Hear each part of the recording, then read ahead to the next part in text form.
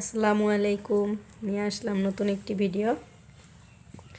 আজকে আমি দেখাবো আমার শ্বশুরের ছোট্ট একটা সবজি বাগান।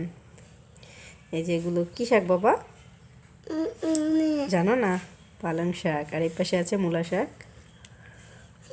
খুব অল্প পরিমাণে করেছে।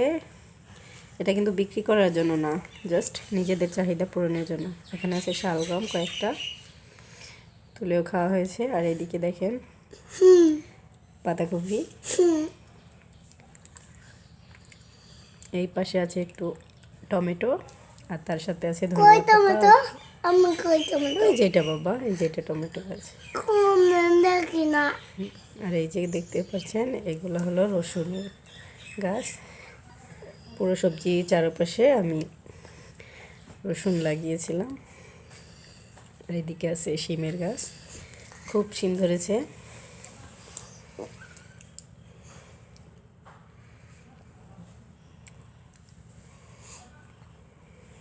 ওই যে দেখতে পাচ্ছেন ওখানে আছে বেগুন গাছ, ওই বড়াই গাছের এখানে।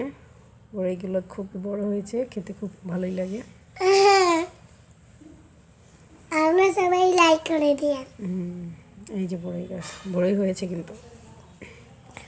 ওই যে বড়ই পাকে। এই যে বেগুন গাছ, কয়েকটা বেগুন তোলা হয়েছে। এই ছোট একটা বেগুন আছে, যেমন দেখাচ্ছি। এই যে গাছ চিত্তু। এই হলো আমাদের ছোট্ট একটা সবজি বাগান।